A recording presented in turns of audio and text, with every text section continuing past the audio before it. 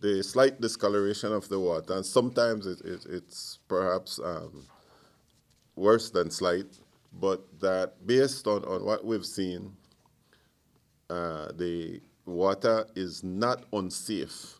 So the simple solution is usually to run the water for a little bit so that that clears up, and then it's perfectly good. The main problem with the discoloration is that it would stain like white clothes in the laundry.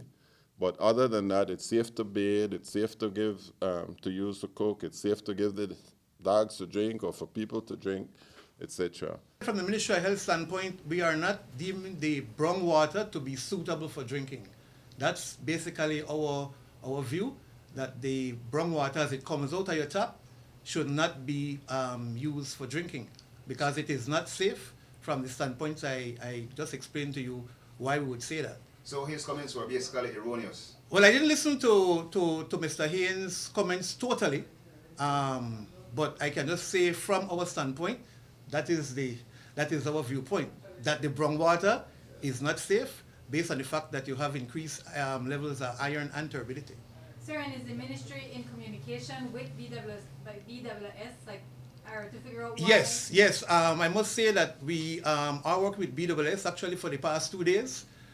We have been out in the fields along the Belize River at different points because we are still not able to ascertain what exactly is causing this. And so we were out in the fields for 2 days looking at the river, the raw water source, because as you know, for Belize City, the source is the Belize River, where they have the abstraction point there at Double Run. And so we have been out with them collecting samples. We are now processing those samples to see if this increased iron, is coming from the raw water itself or it's some other operational parameter within the system.